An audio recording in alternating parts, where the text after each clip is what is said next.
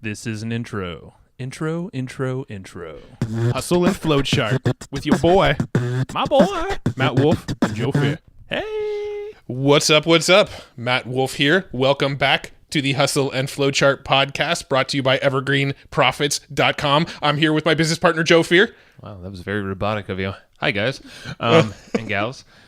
Today, we're chatting with a buddy of ours that, for me, it goes kind of far back to this like networking thing way back in the day. But we also like to hang out at breweries together occasionally. Once. And Paul actually didn't drink beer. But that's okay. He's cool enough to come out and hang out with us. His name's Paul Lemberg. He's here in San Diego as well. And this dude actually, to be very honest, he's done a lot. And we had no clue where the direction of this call was going to go. I know just from prior experience of working with him, hanging out with him, he grows any size business, but he's grown multi-million-dollar businesses in the big corporate space all the way down to, mom and pop type entrepreneurs and stuff. But 10X is kind of like a benchmark is what he's shooting for, but he's done well past that. And it's really cool. He teaches some really, actionable ways on how to do that and how to break it down. And what I love, too, is that a lot of his concepts that he teaches on how to 10X a business are actually... He makes them sound simple. He doesn't make it sound like some complex process. He makes it sound like an attainable thing that pretty much anybody can accomplish. And I really like how he did that. But I do want to warn you, this is a very wide-ranging, varying conversation. We go all over the place with him. We do get into really talking about business and how to scale up the business. But we actually start this conversation by talking about health and the ketogenic diet. and then we sort of let it go from there. So it's a very fun conversation, a very wide-ranging conversation. But also, you're going to get a ton of insights on how to grow and scale a business. Yeah, it's how to feel better, think clear, and scale your business and live a better life. Good stuff to me. Huh? All of the above. All right, let's go hang out with Paul. All right, Paul, we're finally recording after your demands. Oh, man, I'm honored and a little shocked, but go on. No, we were just for the listeners, really quick. We probably should have recorded the last 2 minutes with Paul because. I was telling Matt, I'm like, he's just fun to talk to, talk with. He's just, time's going to pass. I don't know what we're going to talk about. It could be instruments, music, hand pans or basses. I don't know. Oh, man, I want a hand pan. Me too. Why have hand pans come up so much so recently? Because they're awesomely cool. That's why. And they're different. They look like a UFO, and then you can make this amazing music out of it. That's cool. I don't know where the hell to find them, but yeah. Oh, they're easy to find. They're just $2,500. They're freaking expensive. They're going more expensive because I heard it's rare metal or every single one is handmade. They can't just do them with machines, right. Yeah, I don't think it's the nature of the metal. I think it's that they're really hard to make. Okay. Well, yeah. I know we have a mutual friend that they're I'm not available. You can find them. You got to get on a waiting list usually, or you just buy one from somebody else because people buy them and. I was gonna say $500. I don't know what to do with this thing. I was gonna say there's a guy that we both know that I might not mention because I think it's about to go on sale. Who lives in Encinitas or Carlsbad? Amish. Who is selling his handpan? No. Maybe. Yeah, I think I might try to get that from him because I'm like, yeah, I know the waiting list is long. Hey, his office is around the corner from my house. I might just walk over there. I think he just moved actually out of there. Yeah, he's working out of a home office now. So. Oh, did he? Did he ditch that place in Tech Center? Yeah. We have some other buddies over there though, Paul Clifford and whatnot. But that's besides. But how are you doing, man? Last time we saw you, we were drinking beer. Well, you weren't. Now that I have not had a beer in a year and a half. Yeah, that's right. But you came. Which is really, it's a sad thing, and it's one of the few things I actually miss. Interesting, really. Yeah. Well, we could. Yeah, I went it's only been since June. I went full on keto. And, it's funny because you're talking about systems. Yeah. And what's cool about something like keto is the rules are very, very simple. And they're most people who do diets, or adopt a new way of eating, everybody has their exclusions, I can eat this and it's okay if I just do that and so on. But keto is like such a hack to your biochemistry, and it's a sensitive thing. So you can't cheat. Like if you cheat, it could end up blowing weeks of work. Because it takes time to get your body to burn ketones instead of glucose. Yeah. So the system is really simple. This is what you can do, and this is what you can't do, and it's black and white. Yeah. And so I like things which are black and white because I don't have to apply any judgment to them. That's so interesting too, because literally before we jumped into this call with you, Joe and I were having a conversation about keto because my wife and I are about to start doing keto. So seriously, I know a ton about this, and if you have any questions at all, I mean, there's so much information out there. If you look at keto versus paleo is like the way it's treated out in the blogverse and in the potiverse is sort of a joke because it's just all a matter of interpretation. Well, are we doing it based on macronutrients? Are we doing it based on trying to really rediscover ancestral eating? Are we doing it, but if it's dessert or if I'm on an airplane, it's okay? It's like all that stuff. But keto is crystal freaking clear. And how it works is fully understood. So like I said, there's no judgment involved. You just say, these are the rules. And what's cool about it, Matt, so I don't know how much you dug into this. I will tell you, here's the benefit. I lose weight without trying to. I wasn't trying to lose weight when I started it, but since I started it, I am down what looks like permanently about 14 pounds, which is fine because if I look any skinnier, I'm like, sick. you're not overweight, man. No, and nor was I trying. This is just what happened. I went from a size 36 pants to a 32, which I haven't worn since I was probably 23 years old. Dang. And they're a little loose. Wow. But here's the amazing part. You have energy all the time, and it never stops. And then this is the amazing part is I've actually gotten a little smarter. Well, like your brain works better on ketones. Yeah. And mine absolutely works better on ketones. It's amazing. So are you a butter coffee guy in the morning? Yes, I am. I'm actually drinking that right yeah, now. I found the source for again, I'm a systems kind of guy. So I tested a lot of ghees. Yeah. And I found like the most amazing ghee of all time. Oh, what is it? I'll give them, it's called Pure Traditions. I probably shouldn't even say this because they have a limited supply. It's Pure Traditions brown butter ghee. It's grass-fed. It's burnt, so it's a little caramelized. It tastes a little sweet. Yeah. And it's amazing. Interesting. All right. Well, now we're going to sell it all out because of our massive podcast listeners. I know. As I started to say, I'm worried. It's like telling people to go to Bruges. Don't tell them that. We're like Tim Ferriss, where we just sell everything out. No, so in a quick synopsis, because I'm actually curious now, because I know bits and pieces of keto stuff, but is there like a fast 2-minute blurb of this is so not where we thought this podcast was going, but I love it anyway. Yeah. So keto is really easy. So here's how it works. Basically, most of your body runs on glucose. And whether it was designed to run on glucose or not, there are arguments about this. But most of your body runs on glucose most of the time, except your heart. Your heart needs ketones no matter what. And your brain uses up a huge amount of glucose from your body, even though it's small relative to the rest of it. Ketosis is occurs when you starve your body of glucose.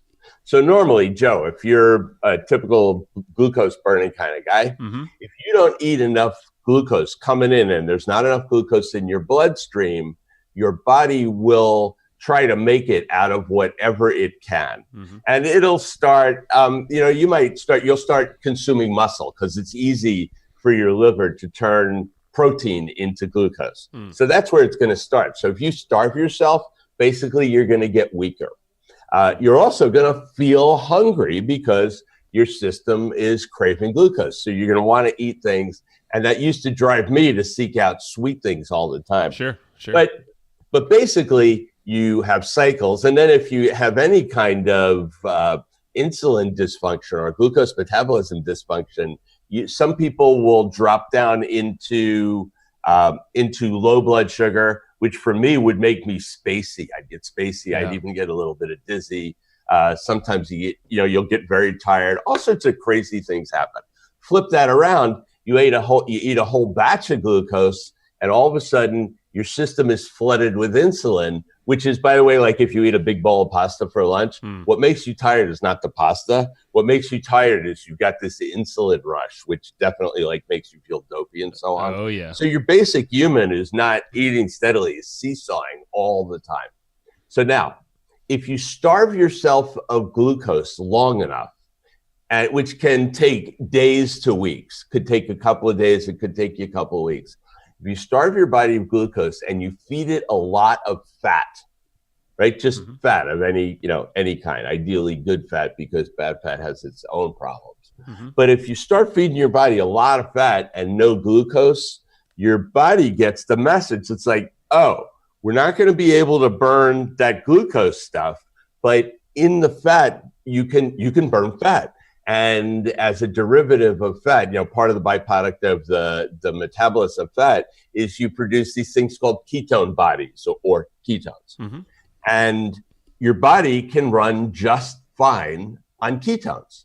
And it has an amazing benefit, which is there's no up or down on whether or not you have fat to burn, because any basic normal male who's not like obese, but say a normal sized male has about 80 days worth of calories stored in the fat all over your body. Wow. So if you don't eat, and I frequently don't eat because I kind of lost interest in food.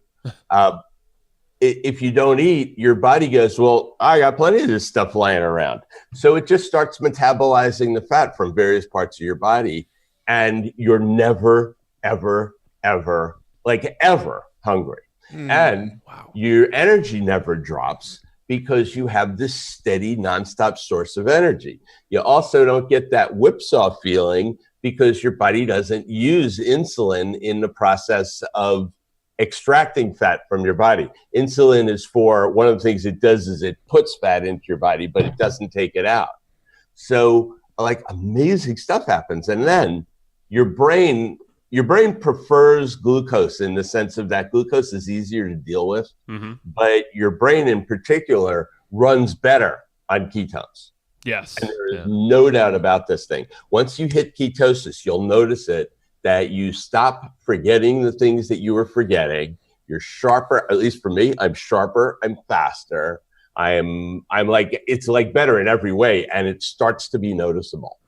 So it's really neat. I mean, the simple thing is Matt, my advice to you is get a scale and become familiar with what amounts of food are worth in terms of glucose.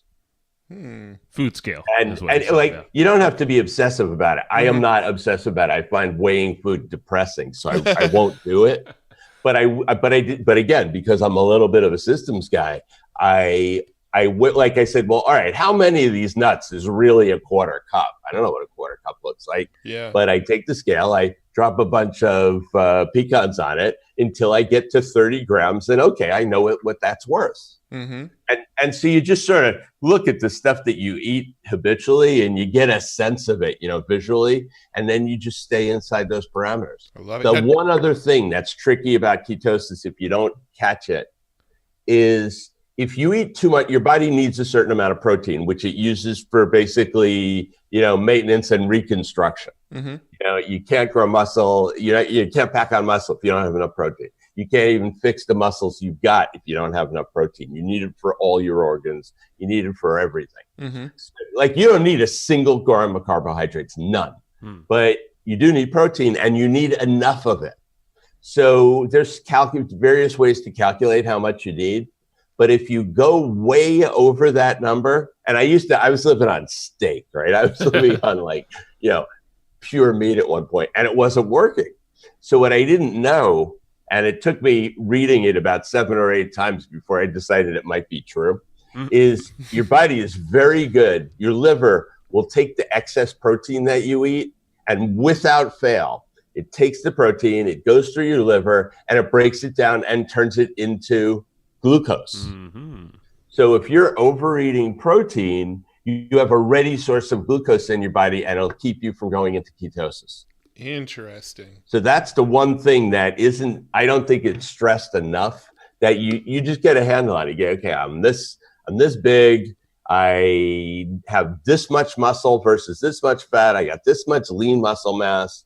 And you multiply that by whatever the number is you've chosen. Yeah, there's different numbers. No, that's interesting. It makes me wonder if, a lot of the people that don't have success with strictly paleo, that's sort of the reason. Because most of the people that I know that do paleo, it's just how much protein can I stuff into my body, Yes, that will keep you from going into ketosis. Yeah. It absolutely will. Paleo is not about being in ketosis. Paleo is really just, if you look at it, is about reducing the processed foods that you eat, which is a big deal. And if you reduce the processed food you eat, you automatically become healthier. Oh, for sure. Yeah. Right? So it's about reducing that and then dramatically cutting the amount of carbs you eat, which is never a good thing, but like having a whole ton of carbs in your system. But and there's other things. Like if you eat a bunch of fat, like saturated fat, like if you eat a lot of meat and cheese and butter and stuff like that, that's not harmful in and of itself. But if you mix that with also having a lot of glucose floating around in your system, excess glucose is just like rust. So you know how metal doesn't rust? Oh yeah, but except in the presence of oxygen. Right. So if you have iron in it and you flood it with oxygen, it oxidizes, it rusts, and it basically turns to shit. So the excess glucose in your body that's floating around in your bloodstream because it's got nowhere to go, what it does is it attaches itself. It gets sticky, and it attaches itself to any protein at all inside of your body, typically starting with the smaller things first, but small capillaries and so on. But the glucose attaches to the protein, a process called, I don't know if I pronounce this right. I call it glycation. It might be glycation. Okay. Glycation is like rust in your body, and it starts distorting and eating away at your various protein structures, at your various tissues, and that's what causes the damage. So it's kind of like it's almost like oxidizing it, and it gets sticky, and that's the thing that causes heart problems. Gotcha. Interesting. It's that. So it's like there's a whole lot of stuff like slammed together in this. The rules of keto are so simple. That's why I love it. It's simple. Anyone can do it. And what'd you say about starting a radio show, Joe? Yeah, I know, right? You gotta have a purpose. Right? Oh, yes, for sure. So if you're purposeful about it, it's amazing in terms of what it proves for health. 100%, man. Now, does it have a positive impact on your sleep as well? Not for me. No, I don't need a lot of sleep. I wish I needed more because I keep reading about how sleep is good no matter what. Right. But I don't need more than I get. So no, it hasn't helped me. Got it. Cool. That's all right. But if you're heavy, if you're heavier than you want to be, you do keto for a few months, your weight drops automatically and stabilizes at a lower number. That automatically helps people sleep. Yeah. I think that's an inherent benefit for sure. Makes sense. It's funny, and I don't think I've ever mentioned it to you, but I've always thought it since the time I met you. Anthony Bourdain. I'm like, man, has anybody ever called you Anthony Bourdain? Or said you look like him? Weekly? I know. It's like too damn. It's probably like an old joke, but it's just funny. I was like, that's just funny that you're saying you don't really like food anymore. You don't desire it. And I'm like, man, but you look like the biggest foodie around.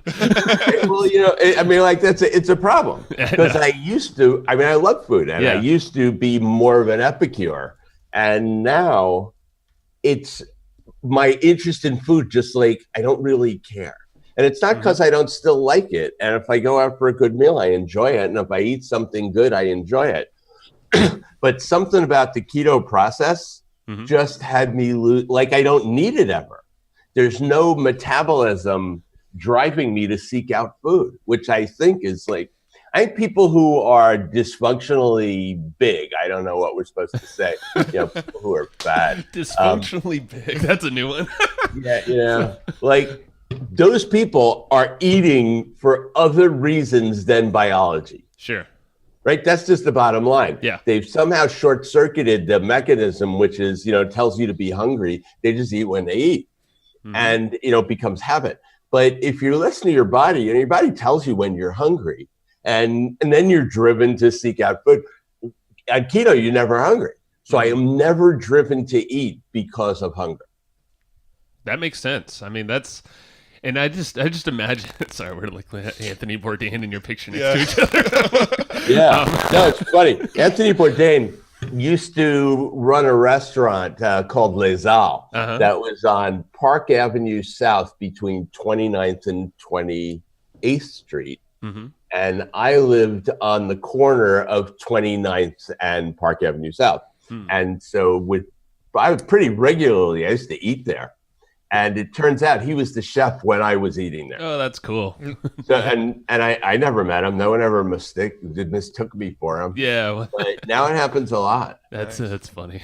It's pretty funny. Yeah, he's a cool guy. I wouldn't mind having his gig. Oh, I know, right? And I'm like, I just love his shows, but that's a side topic. We won't go down. Everything's a side topic. I love it. Let's actually... All right, what do you really want to talk about? Let's go to where we normally start and learn a little bit about you. Let our audience kind of know who you are and how you got into business and what you're doing now. Okay, you really want to know how I got into business? All right, here's how. I have a fine arts degree in photography, and I thought I was going to be an artist, and I wasn't a really good artist. I was a starving artist for about 2 years. You know, classic starving art deal. Yeah. And then one day it occurred to me that this wasn't going to work out this way, and so I said, all right, so what am I going to be? And somebody said to me, and I can't even tell you who at this point, and there's a whole story there, but somebody said to me, go be a computer programmer. Anyone can do it. And that's not true, but it just happened to be true for me. I had no experience. I had no training. I had nothing. And somehow I got myself a job as a on a help desk, as an analyst on a help desk. And very quickly turned into a programmer and then software design. I worked for this company for 8 months. They told me I was the best person they had ever had in the position, and I was never going to fit into their culture. So they actually got me my next job. And I worked for General Electric for a couple of years, learned a ton, learned how to be out in public, learned how to wear a suit, all that sort of stuff. And also learned that I absolutely didn't fit well into corporate politics and that was never going to work out. So I spent a couple of years there, and then it's like, okay, what am I going to do? I just had no idea. How is this ever going to happen? And there's no entrepreneurs in my family. My parents didn't really understand anything like that. They were working people. And I just kind of said, well, I think I got to start a business. And a guy who had been my client and I, we jumped and took $3,000 of credit card debt and started what became a software company. Like most software companies started out as a consultant. So we were consultants and we were consulting with people in the international banking world. And so we ended up, he was the banking brain, so to speak. He'd spent like a year in a bank. And then we had a partner who was the sales guy. And then I was the tech guy. And we just started building projects for people and did that for a while. And our projects evolved into a product that serviced, basically my software ran the foreign branch networks of some of the largest European banks in the world. Wow. And it was great. So I traveled all over the world and started selling this thing, and we made a bunch of money. We're terrible business guys. That business was completely bankrupt, and we sold it.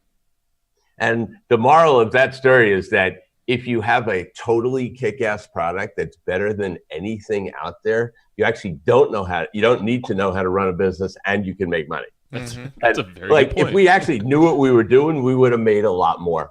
And I never understood it because those guys could have stolen our company. We owed $1 million to the IRS. We really had done everything wrong. And these guys came along and made us a really generous and fair offer. Wow. So I worked for that company for a year. They eventually fired me. No surprise. I took about 1.5 years off because I had a non-compete. And at one point, they broke the non-compete, started another company, went back into the same business, and eventually sold that company to a German bank. There you So go. I had 2 software companies under my belt by the time I was 35. Wow. And I then did a bunch of consulting, high level stuff for, big companies like Dell and IBM and Texas Instruments and Anderson Consulting. And, some guys are around, some aren't. Did that. And in the middle of the 90s, in 1995, I woke up one day and I was like, I really don't care about big corporations. I don't care about, if you take IBM and add $100 million to their bottom line. I saved IBM $500 million with a piece of research that they asked me to do. Jesus Christ. I did some work at Cisco where we added $100 million to the bottom line, and they don't really care. I mean, you might get a commendation or a promotion, or you might get fired. The guy I was working with got fired. Wow. So it was like, okay, I don't really care about these things. And I just decided that I cared about entrepreneurs. So I took everything I knew up till that point and decided that I could be McKinsey, but for a small business. Sure. And that was my vision at the time. There weren't a lot of business coaches. There wasn't even a thing called that. And I just decided that's what I could do. So I hung out my shingle as a business coach, which nobody knew what that was. And I made a ridiculous promise.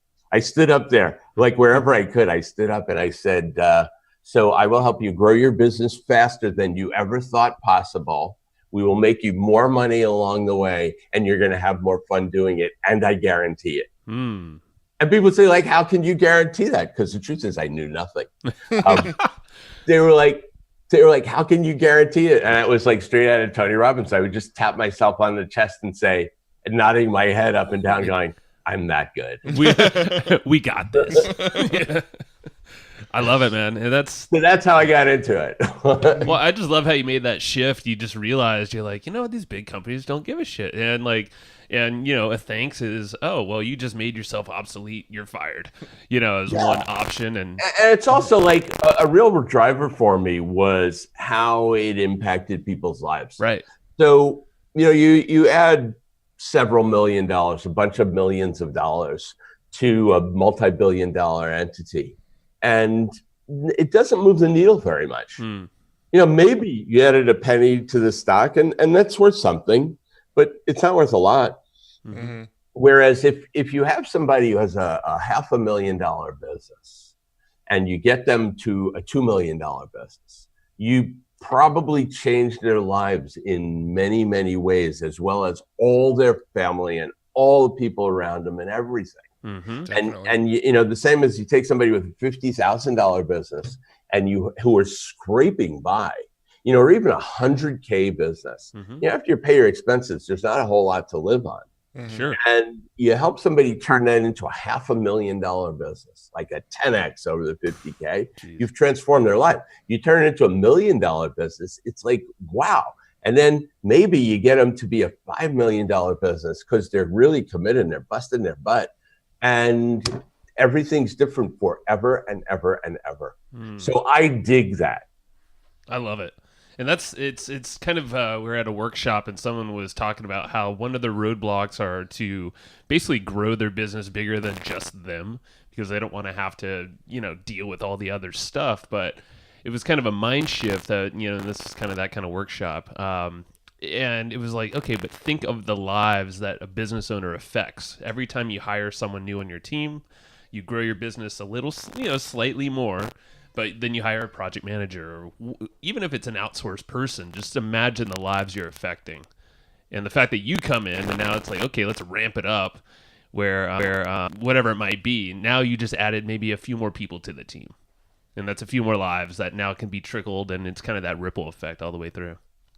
I'm in the middle of a negotiation for a contract, and these guys are a $250 million business. Wow. And their goal to be, the owner's next goal is to be $1 billion. And it's real. I mean, that's not such a big deal, when you only have to grow 4x. That's true. Yeah. Like, it's not that big. It's not like when you're starting out and you're making like $75 and you go, I want to be $1 billion business. Like, your odds of doing that are close to zero. Right? Nobody sets out from scratch to build $1 billion business. I don't know anybody who says that's what they started to do. No one. Right. People who set out to do that never get there. So, at least in my experience. But if you're at $250 million, it's 4x. How freaking hard is that? Right? It's just not that hard if you stay on point.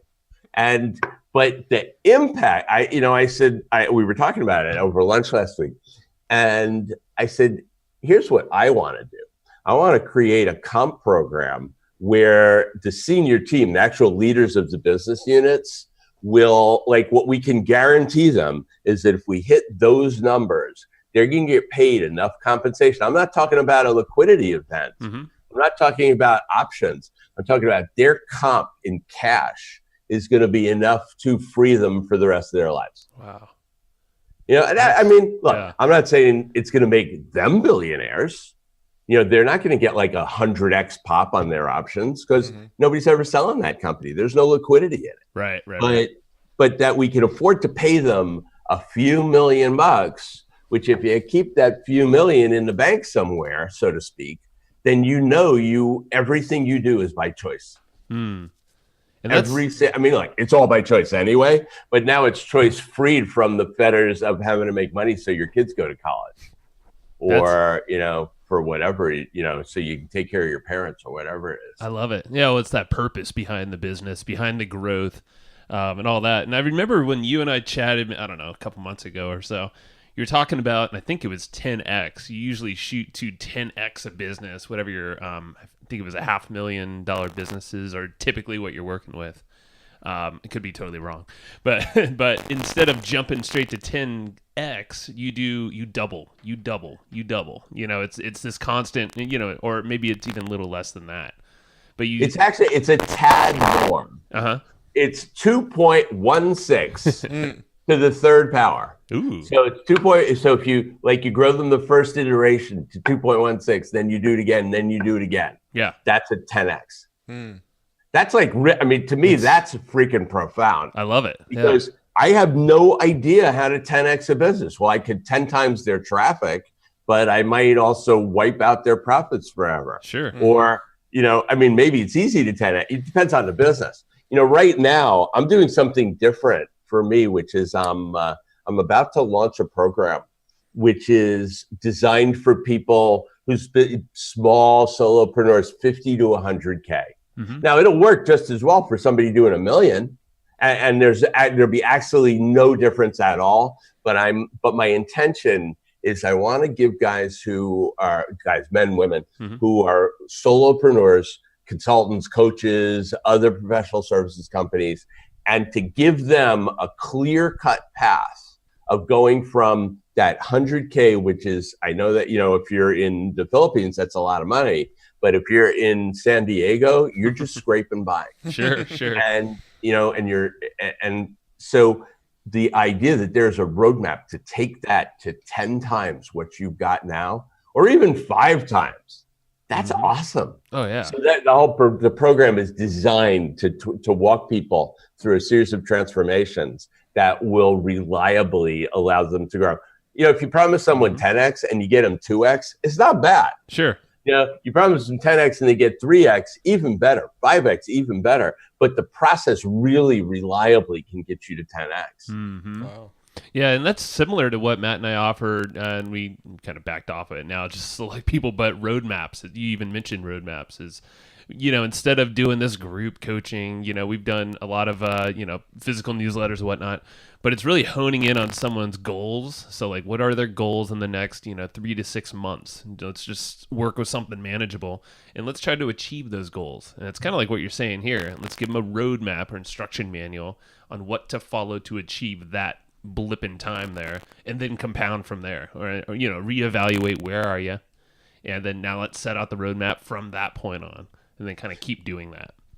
In the theme of system, if all you do, this is the simplest truth of all, which is if all you do is benchmark where you are, set a goal for the future that you have a big commitment to, and then have a way to measure progress, not from rearward looking, like here were the numbers we hit, but forward looking, like here are the actions we have to take to get there. And of course, you're measuring the result as well, because that would be moronic not to.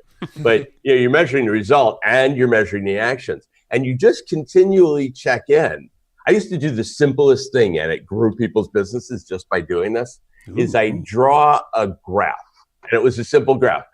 All the way on the left, it was at 0. Or, whatever adjusted to 0. And then all the way on the right was where the goal was. And maybe it was 6 months, maybe it was 12 months, but it was divided up into weeks. And every week you drew on the graph where you were. So you were either above or because all that line represented was where you were supposed to be, in terms of your output revenue, by where you were on the timeline. And so at any moment in time, you were either above or below the timeline. And you look at it, well, if you're above the timeline, fine, just keep doing what you're doing. But if you're below the timeline, it's like, dude, you're off the timeline. We got to push that number up. And then you just ask the question, well, okay, what would push the number up? And if that is the only thing that you do, you can get mind-boggling results. And that's, I would imagine, keep asking the question. Yeah, like what do we do? And that's one of the biggest things we deal with people that are kind of, maybe they have a 100K business, but also $1 million plus business is always focus. And it's like, okay, cool. We have a plan and all that, but we constantly hear, during these check-ins, it's like, oh man, it's so hard to just focus on this. Like, I want to try this. And so but there's a secret to that. Yeah. Which is if you just keep tying them back into their goals. To me, that's the beauty. The beauty, it's like what we started out by talking about keto. Like the beauty of keto is you don't have to think about it. You say it's black or it's white. It's this or it's that. And if it's this, it's like, cool, we can do it. If it's that, no, I can't touch that stuff. Right. And it's the same thing. Like, here's my favorite. My favorite is you're running, say, a Facebook marketing program, or you're running native ads, or however you're driving your traffic. And then some really good sales guy from the local TV station hooks up with your client and pitches them on some deal where he's going to spend $50,000 minimum that he can't test, right? You cannot test like at 5,000. You can't test at 500. You can only test at 50,000. So the guy's ready to commit, like for multiple $50,000 throws to be on TV. And I'm like, why are you doing that? How are you going to measure it? And what purpose is it going to serve? And why do you think that's better than what we're already doing? And it's like, oh, okay, yeah, no, maybe it isn't. Good, yeah. Yeah. And it's like, it's so easy to get distracted because that's a sales guy's job, is to distract you. Especially when you live in the marketing community, or you just like, you're inundated with all these emails. You're just like, good luck, man. You got to definitely keep them on a short leash, Yeah. And the more you market, the more you attract people who are selling marketing. Sure. That's definitely that's why we shift away into different niches now and what we're doing, for sure. Now, are there any systems that you could think of that you pretty much use anytime you go in and work with a business?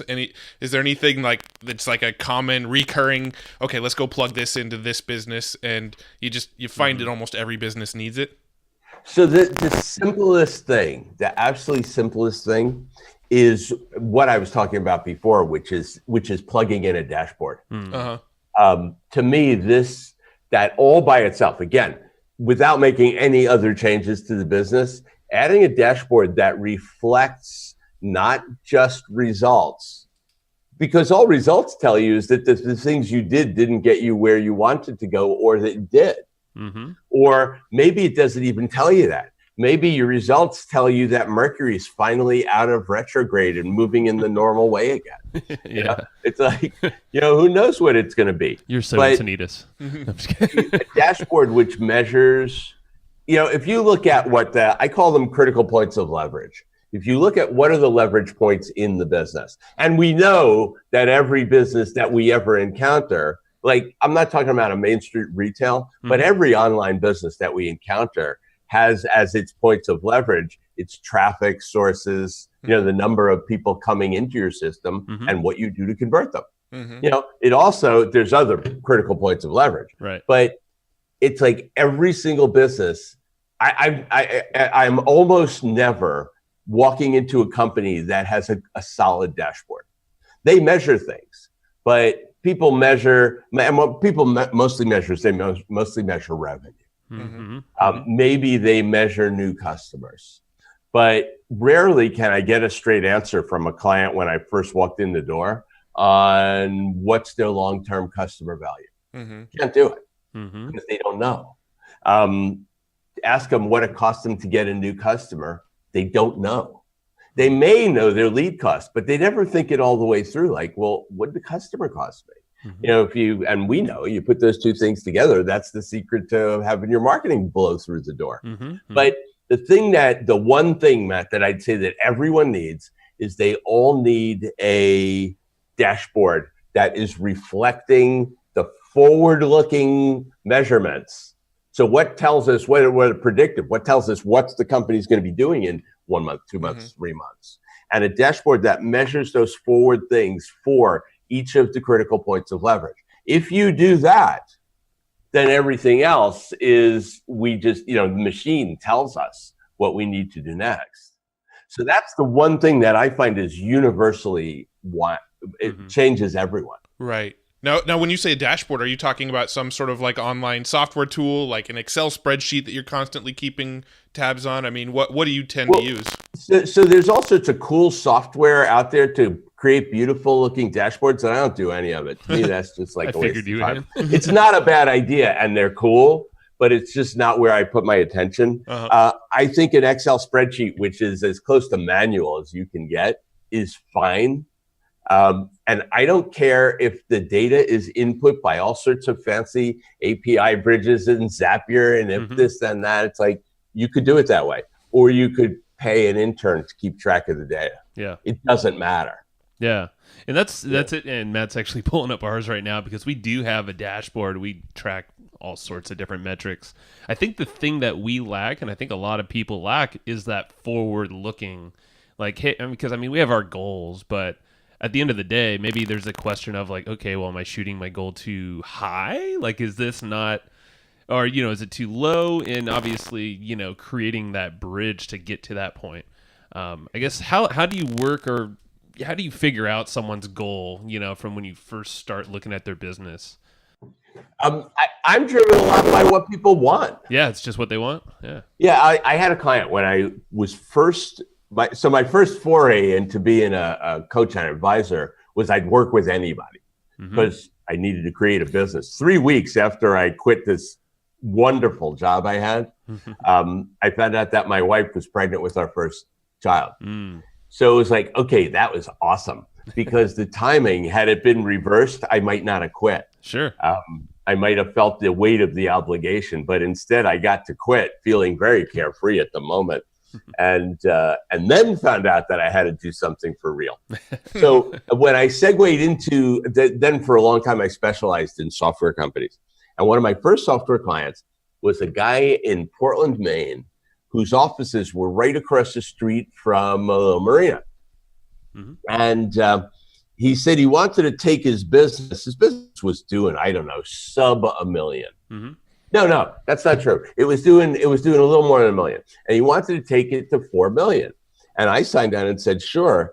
But I was curious, like, why not more? And it was at a time in my life when I really did believe that more is better. I don't now, but I did then. And I was like, how come only $4 million? I said, we could take this thing to wherever. And so he says, come here. And he calls me over the window and he points across at the boats. And he says, see that one on that fourth slip, the blue sailboat on the third one out? I said, yeah. He says, that's mine. And I don't spend enough time on it already. And I'm sure that if I hit 4 million, I'll have enough money than I'll ever personally need. And I want to spend more time on my boat. So we played for 4 million. And I got him to that number. And then we were literally done. Wow. Because he'd gotten there. He was happy. I've had other clients who say to me, I need to stop doing the work. My goal is to get myself out of it and make this much money. And then I have other clients who say they want to build $1 billion business, and I do my best to talk them out of that because that's just a stupid goal. Yeah. Especially when you're just starting out. But no, the short answer for me is I don't have a lot of opinion about people's goals, except if I think they're kind of weenie goals. Got it. Yeah. Yeah, you can hit that pretty easily. Yeah, that's not very interesting, but okay. Mm-hmm. I err on the side of let's go big. What would really light you on fire? And they go, well, I don't know if I can do it. It's like, who cares? Let's try. So look, this is really important for me, which is that I'm very much a guy who's into the journey and not the destination. Mm-hmm. I want some of the destination points, but that is not my goal. I do not believe that's why I was put on the earth, so that I could achieve a certain amount of wealth and, own this much stuff and all of that. I don't care. Yeah. That doesn't mean I don't like money and spend it freely, but my motivation is not to say that I should have this much and then I can consider that I'm winning. Mm-hmm. So I think the real thing is, when you set big goals for yourself and they're not just about the money, and they could, look, there are people that's just it. They want more money in the bank. Yeah. But other people, they're looking to transform the world. Well, why do you want that? And so that I can, do what I want to do. Well, why do you want to do what I want to do? I once had a guy tell me that he needed to reach a certain amount of money because he wanted to give the rest of his life over to the church, and he wanted to be able to support his family in the style to which they'd signed on for. And he wanted to do that without working anymore. So his goals were based on that. People have all sorts of reasons, but the thing is, the goal calls you forth. Yeah. Right. The goal should be something that transforms you. The goal should be something that when you got there or anywhere close to it, or even on the right path to getting there, it made you the person you wanted to be in life. I love it. Mm-hmm. That's the important part to me. And if it's not doing that, it's bullshit. Why are you doing it? There's so many people, and I know back in the day, Matt and I were guilty of this, but that's why we radically shifted our business to what we wanted to what we actually like to do every single day. And I think it starts from, how do you want to live that day every single damn day? And maybe you're not quite there yet, but okay, well, maybe your goal is that accumulation of what's needed. So maybe it's buying back your time, so you have to hire some people. Maybe you want that new house. Maybe you don't. Maybe it's not physical stuff at all, but it's time. So I guess figure out what that goal would be to allow you to buy that time back. Yeah, I feel like we literally had a conversation at one point that said, all right, what kind of lifestyle do we want to live? Okay, cool. Now that we know how we want to live, how do we build a business to make that happen? And so we've focused on building a business around how we want to live. We don't live based on, the business. So we've had that flip. Now I do have a question. When you go into businesses and you're talking to these business owners, do you tend to find that most of the roadblocks that are keeping them from moving forward, do they tend to be more mental barriers they need to get back, that need to get over? Or does it tend to be more like tactical things, like here's something you should be doing, but you're not doing? Like, I kind of think I already know the answer, but I'm curious, how you would respond to that. Well, so I'm punting and I'm saying it's both. It's often both. But I work with so many different businesses. Each situation is different. But yes, often. So one place that I'm working right now, they have cultural issues. Mm-hmm. They built a culture that's actually pretty cool. And it was very cool for what the business used to be. But it's not cool anymore in that they've turned the business over to people who don't actually know what they're doing. And the culture says, don't tell people how to do their jobs. Tell them what to do and they'll figure it out. But if you look at the data is not supporting that. So there's a big mind shift there that says we can preserve the best parts of this culture and we're going to let go of the parts that aren't serving your aims. Mm-hmm. So that, that's a real mindset shift and it's across the board. Mm-hmm. But, you walk into other people's businesses and they don't have enough, particularly in the services arena. No services people have enough business unless they built a paid lead gen system. Sure. And that's just sort of the basics of it. And all the people who grew up with the idea that free marketing is better are usually suffering for lack of business. Yeah. So, I mean, those are simple things. There's a long list of things you usually run into, but I think the answer really is both. Sometimes I had a client who I worked with for 5 years. I helped them sell their business for, let's call it, mid 8 figures, a lot of money. Mm-hmm. And it was not worth that. It was worth maybe a couple million when we met. So it wasn't nothing, but we multiplied it, I don't know, 40 times. A lot. Yeah. So that was pretty cool. But the first thing was the guy thought that he was the best doer in the place, so that he had to still be doing. Mm-hmm. And I fought with him over, no, you will make more money. The less you do, the more you'll make. Mm-hmm. And I persuaded him very quickly, because I wasn't letting it go. I persuaded him very quickly to cut his actual doer schedule in half. And it was cool because his life immediately got better. He just became happier overnight. And he also started making more money. And then I got him to cut that in half. And by the end of 6 months, I got him out of doing it altogether. And his amount of money kept escalating and his happiness kept escalating. And it was brilliant. And that was just a mind shift. He was like, yeah, people are coming here to see me. I was a health professional. He was like, people are coming to see me. I said, no, they're not. I said, they're coming here to get healed. Mm-hmm. And so we started changing things a lot. And a lot of it was mindset. And then the rest of it was finance. In that business, I just figured out a financing mechanism to make it work. And that's what caused all the growth. What was I'm actually curious of how you quickly convinced him to just let stuff go, because I think that's something. I mean, I'm just speaking just selfishly. Matt and I think, are guilty of doing a lot of that. We just kind of default to let's just get the shit done. We know how to do it enough or good enough. Yeah. Right. So it goes back. I believe it goes back to purpose. Mm-hmm. It always goes back to purpose. And if your purpose is let's keep it simple. If your purpose is to grow the business, then you say, well, but I'm the best person to grow the business because I know all this stuff, and teaching somebody is going to take 3 months. It's like, okay, but if we teach somebody, and not only do we teach them, but we use the teaching to build a system as we go, then once you get past the systemization process, now you have scalability. So if your goal is tomorrow's profits, if your goal is tomorrow's revenue, it's pretty hard to let go of anything, because you say the shortest path to cash is if I do this. Mm-hmm. But if your goal is scalability because you want 10x, and there's no freaking way you can deliver 10x, right? You might be able, because you're marketers, you might be able to get 10x worth of business, but if you're also the doers of stuff, well, you can't deliver 10x worth of business. True. So your limiting factor is your ability to deliver, and it's like it ain't possible.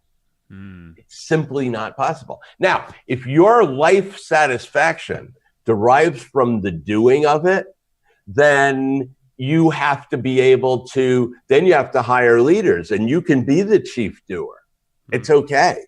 I helped a friend of mine systemize his architecture business. And his goal was to be able to make the same amount of money while riding his motorcycle around the world. Love it. And basically what we did was we systemized every aspect of his business and brought in a lot of technology so that he could do the part which he was a genius at, which was the design part. Mm-hmm. He was great at bringing in the business. So he couldn't bring in business from the road, but that was okay. He did that when he was home. But what he could do from the road was all his design work. Sure. And he did it from an iPad and a MacBook. Oh, that's freaking awesome. And so we systemized everything but his design work. And that worked out fine. Mm-hmm. So he was the doer of that, and everything else got delegated. I love it. So, but the answer to your question, which is like, how do I stop thinking I'm the doer, is if your goals are big enough, you quickly realize that you can't do this the way you were doing it. Yeah. You simply can't. Have you ever seen the mastery curve? I've heard of it. I don't think I've seen There's it. There's this beautiful little book.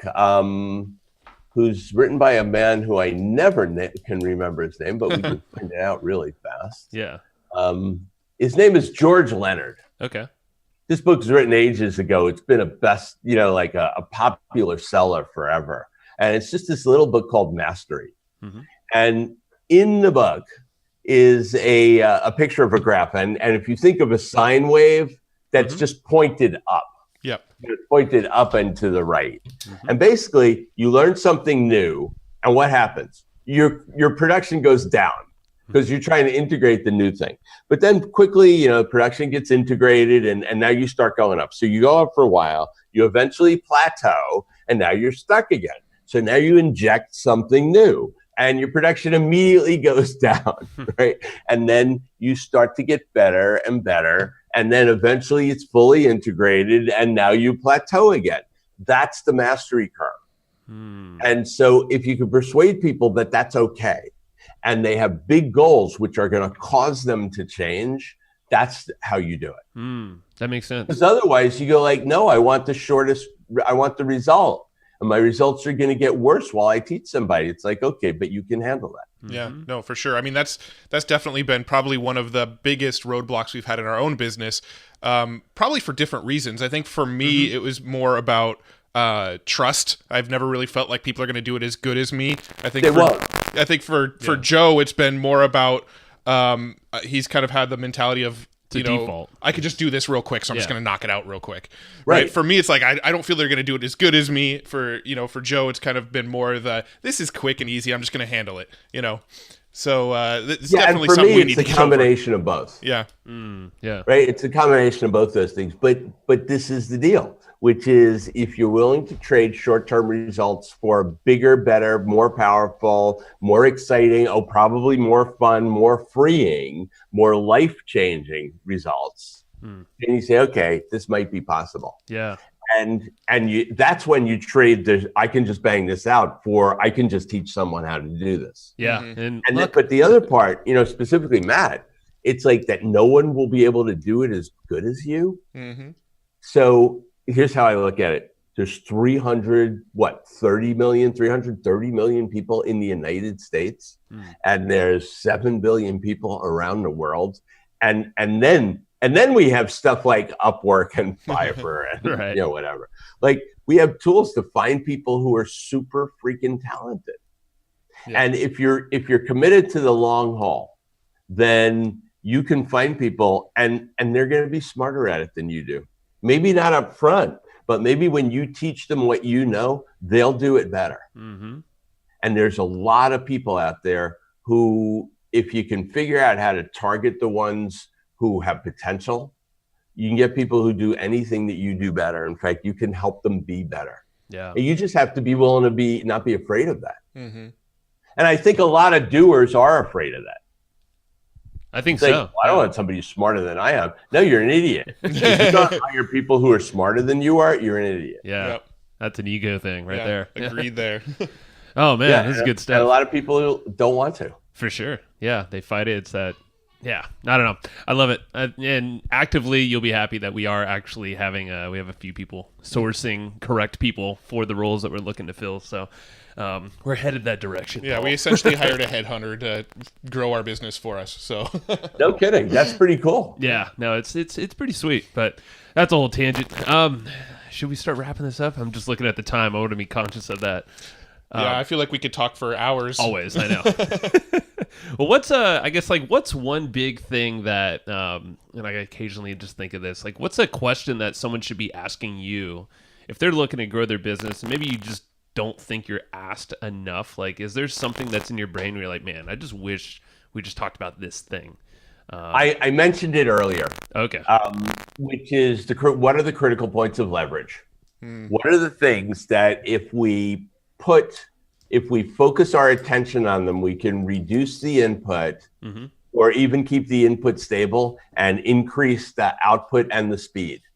And for every business, there's just a small handful of those critical points of leverage. And to get an understanding of those unleashes the power of the business. So, and it causes you to look at all sorts of other aspects, but that's the place to start. Like, what do I do next? Well, what's the most important thing? Well, I don't know. Well, what's the thing that's going to move the business fastest right now that you can do? And that's where the leverage is. And if we can define the leverage, then it's easy to define the dashboard for it, the things that measure it, things which are going to impact it, what kind of staff that we need, like everything flows from that. What systems do we need? If you were taking on the idea of systemizing your business, where do you start? You start with where the greatest leverage is. And if you systemize that one thing, you've transformed the business. Now you look for the next point of leverage and you systemize that one thing and so on. So I think that's it. And I think the other thing, which I've started to think about a lot lately, is what are the rules around here? In other words, people operate with implicit rules. They have all sorts of guidelines in their head about how things are supposed to be. And they're always making decisions based on how things are supposed to be, but they don't talk about those things. So all that stuff is happening. For some people, it's happening in their heads. And then for some people, it's happening unconsciously. And if you can, so I asked questions like, so what are the rules around here? You know, what are the ways that you, what's governing your behavior that you haven't exposed? Because once you can make them explicit, then you have the chance to evaluate, well, which one of these rules actually matter today? And which one of them, you know, are because my dad was an alcoholic and he beat my mother, you know, and I came up with some rules about how to live, which I'm running my business by, and I didn't even know it. So the idea of what are the critical success factors, which is what's going to tell you, you know, what's more important than everything else, and what rules are you operating by that you're not even conscious of. Because that's where you get to, like, there's all sorts of things which are coupled together, you know, which tie into each other. And you, like your normal walking around self, has no idea why you're doing it that way. You just think it makes sense. And then you start to look at, like, what are the rules? How did I decide this? And as you expose those things, you'll find out that you made some really brilliant decisions along the way. And then some of your decisions are just lunacy. Oh, yeah. You're like, why did I come to that decision? And the more you can become clear about those, the freer you are. I want to, if we're going to wrap this up, I just want to leave people with this. I believe that being an entrepreneur is one of the fastest paths to personal development that there is. Not everybody I meet is interested in being the best version of themselves, but I'm no longer interested in working with people who that isn't what they're interested in. I'm really only interested in working with people who are trying to build rockin' businesses that serve whomever their constituency is, but really serve them. And their personal mission is to be the next best version of themselves. And running a business is the fastest path to that. Because once you start to expose your whys and wherefores and how you're making choices and so on, you get to retool yourself. And that is awesome. I love it, Absolutely. Man. And I 100% agree with that statement. This is why we love talking to, so many entrepreneurs, because everybody has their own take on it, but everybody's kind of gone through it too. So it's just so many cool stories, things that you could take from others. And thank you for sharing, man. That means a lot. And I guess wrapping up here, you already mentioned a book, and we're definitely going to check it out, Mastery by George Leonard. Is there any other book or some kind of resource you kind of you see yourself going to often? It's funny. Lately, I don't spend a lot of time reading business books, just because I've been reading them for so long. They're mostly redundant. Sure. There's not a lot of new ideas out in the world. There just isn't. These ideas were invented. Every motivational idea you've ever heard of has been covered in Think and Grow Rich and The Science of Getting Rich. That's right. So, you don't need to read any more of those. And most of what giant company CEOs do doesn't really. You know what? So here's the book I don't want to read. I don't want to read Stealing Fire. And I don't want to read Stealing Fire because if I read how the US government and Google have hundreds of millions of dollars set aside for this really cool equipment that's going to help people explore consciousness, it's like, can I get one at Costco? Where do I get one of those things? And I can't do the stuff that they're talking about. Yeah. And I find that most of the books, it's really interesting to think about how Elon Musk thinks and so on. Mm-hmm. But I got to tell you, I don't have those kind of resources. Sure. I can't do those things. So I'm more interested in like talking to you guys. Yeah. And say, well, how'd you get from here to there? And I just find that to be much, much more valuable. So the stuff I read about history. I read philosophy. Lately, I'm reading a book about, hold on a sec. I'm reading a book about plant intelligence right now. Ooh, and how plants, like this guy shows us how bacteria operate intelligently and how plants operate intelligently and how the stuff in ayahuasca doesn't just grow down in Peru and Brazil, but it's actually in every single ecosystem on the planet. Oh, wow. And I'm like, this is the stuff I'm interested in now. I love it.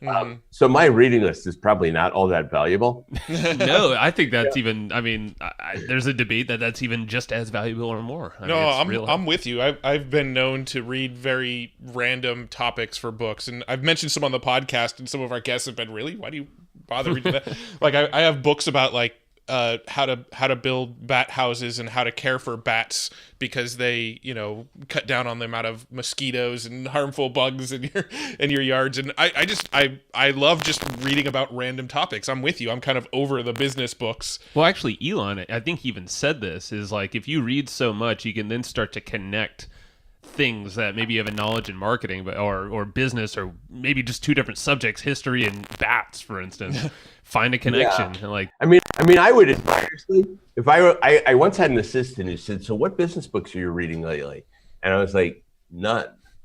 And he was shocked. He's like, because all he was doing was reading a bit. If you read 20 business books, like the first 5 of them might be cool. The next 15 are just going to be a rehash of the first 5. Yeah. And I know that's a blanket statement. It's not strictly true, but it's pretty true. Yeah. So for me, like the more widely and strangely you read, and the more widely and strange people you talk to, you start to build a web of, you just said it, like you start to connect the dots in ways where like you're gonna start to invent ideas that you have no idea where they're coming from. Yeah. And so it's like, business books. I don't know. I bought two this year so far, and I just can't seem to spend a lot of time reading them. That's why I typically resort to just like the Cliff Notes. There's flashbook summaries. It's like, just give me the meat, and then I'll maybe dive in deeper on something I'm really, really into. But that's a whole side topic. Yeah, I mean, people should read my book, Be Unreasonable. Everybody should read Well, there that. you go. I've never even read that. I mean, it would be a mistake not to. I might go get that now. Well, we'll have to link that up in the show notes, too. Yeah, so where else do you want to have people check you out and learn more from you? They can. I have a website, of course, which is paullemberg.com. And I have been woefully remiss in my public persona lately. I've been doing such deep dive work myself. I haven't been out there and active, but I'm working on a couple of new projects that are going to have me be like, oh, okay, I'm going to be creating some new material now. Love it. So paullemberg.com is a good place to start. Cool. Yeah. Now we pulled it up here. We'll link it all up in the show notes, and definitely let's do a round 2 or 3 or who knows, because we have diet talk. I was going to say paleo, but keto, and all this stuff here. So good stuff, Paul. Yeah, I mean, next time we can actually talk about like real business strategy. That'd be cool. It's fine. It's living life. We're good, man. There'll definitely be a round 2 for this one, because I do feel like we could go on for another 2 hours, but unfortunately, or fortunately, however you look at it, we've got other interviews we got to do today. So there are limits. All right, guys, take care. Have a good one. See you. Bye-bye. All right. Thank you. And I hope you just enjoyed this episode you just listened to. Now, right now, before we sign off, I have a few things I would love for you to do. So the very first thing is to go find our guest on Facebook and tell them that you loved their episode with us. That's going to help them just feel good about themselves, but also it's going to spread the word a little bit more for us. So go find them on Facebook. Everybody's on Facebook, and go say that you love their episode and maybe one cool thing that you learned there. The second thing is to go to iTunes and subscribe to our podcast. Just look up Hustle and Flowchart and hit the subscribe button. And the very last thing, the third thing, is to leave us a review on iTunes or wherever you're listening to this podcast and help us spread the word more. That's how more people are going to get this awesome knowledge, this cool podcast training, and a whole bunch of other cool free training that we give out at evergreenprofits.com. So that's about it. Go find them on Facebook, go subscribe on iTunes, and leave us a review. You would be amazing if you did that, but you're always amazing. So thanks for listening, and we'll catch you in the next episode.